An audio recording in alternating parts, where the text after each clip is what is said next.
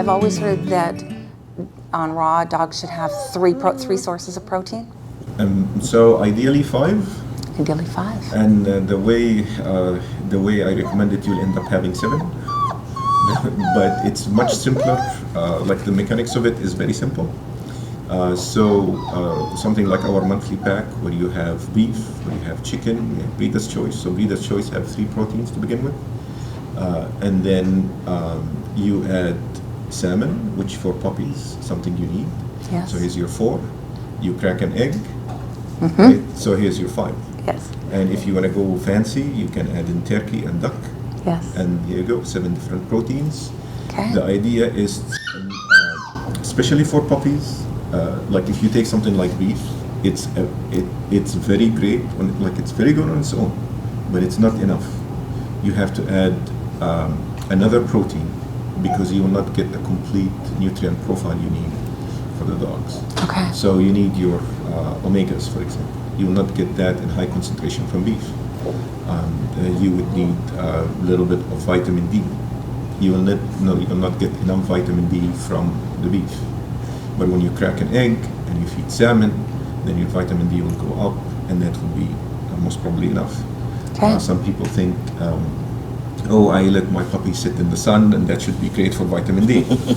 For dogs, as you know, because they don't convert they don't convert the sun into vitamin D. Yeah, they don't have that process. They have a fur coat that doesn't allow it to reach their skin to absorb the same. No, and even if it did, like in other breeds, Yeah. there is no conversion. They don't have the pathway the same way we do.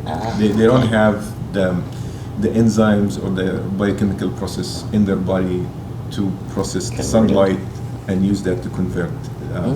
Yeah.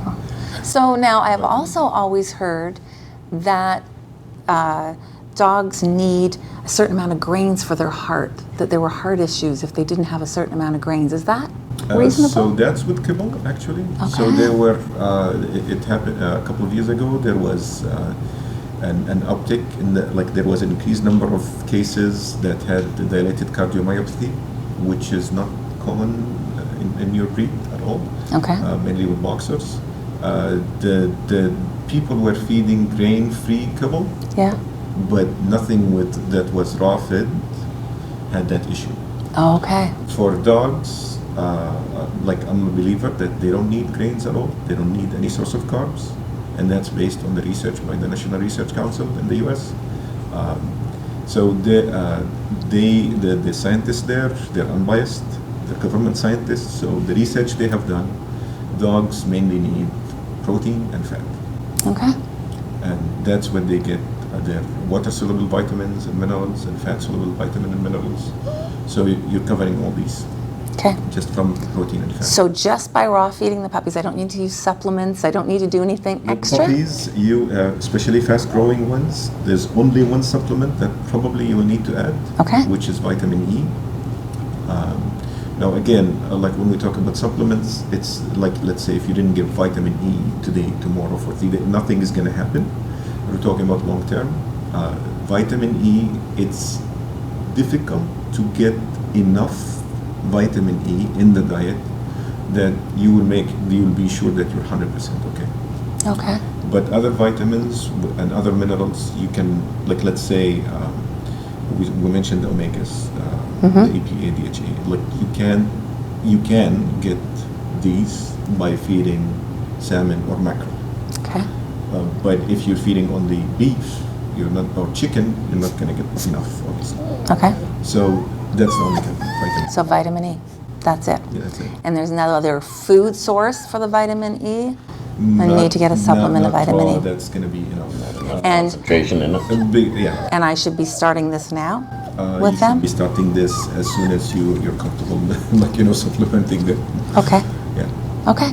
All righty. Any other ideas, best practices? When they go home with the new owner, that's when they go to their new home. That's when a lot of education is required. So Okay. again, like talking about the doing it, or the mechanics of going through the process of feeding is very simple. Here's the food, just thaw this and feed it with these quantities. I'm not sure what instructions usually you send. It's a percentage weight based on their weight, right? Yeah. Yes, it's based on their weight. But I'm trying to say, you usually ask people to feed 3 times a day. Yes. Yes. Yes. So these guys are still on 4 times a day because they're little. But when they go home with someone, Yeah. most probably they will be at 3. Yes. Yeah. So we ask them to feed 3 times a day, and you will basically. It will be a rotation protein, so they start with 1 protein because you want to minimize the stress when they go home. There's a lot going on, right? So we're going to stick to 1 protein, usually whatever that the puppy preferred. Yes. And you just stick to that for 1 week so that you minimize the variations Okay. and the stress. Yeah. And then you can start introducing other proteins. You start feeding for 2 days, beef for 2 days, chicken for 2 days, and then you add in salmon or turkey, and that will cover all the bases. Wonderful. So that's the most, but you feed by weight. When Okay. can they start with the chicken and vegetable, beef and vegetable? If the owners prefer to feed vegetables, I recommend they delay that after 8 weeks. Okay. So you're not introducing fiber, Yeah. because although some dogs, some dogs will positively benefit from the vegetables, but most they might have runny stools because you're introducing one more thing that will change Their gut. their digestion. Yeah. All right. I don't know if you saw that in your experience. If you guys have. Well, we feed because we've gotten all of our ones older. Yeah. Now Anya was fed. Their mother was fed raw from the beginning. So you mentioned that the experience was very different during the pregnancy Yes. and at birth. Yes. So you saw this is her first litter, right? This is her first litter. How was she as a mom? She was wonderful. She was wonderful until actually I contacted you that last week. Last week they got their teeth, and she was not This impressed. thing of nibbling on her was a little much. And so she loves them. Like I can bring her out. They'll all go crazy because they want mama. But she has no desire to nurse them anymore at all because she's like, no, that's not comfy. So I'm not doing it. And I get that.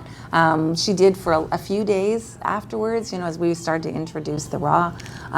But they took to it so well but the greatest part is I had so many people come to see the puppies, and they were in the whelping pen, and at that point we weren't touching or anything, but they were going, my goodness, Mom looks fantastic. Man, I wish I looked that good after I had my kids. But she recovered beautifully. She just, she was, and that was very hard because she wanted to be out and play with everybody and running around in the yard, and okay, I'll come back in and nurse, and she loves them to death. So she just is in there kissing them and loving them and then lie down and feed them. But she was so excited to get back to normal. Okay, well, that's amazing. And Where- so yeah. healthy. Her coat is shiny. She didn't.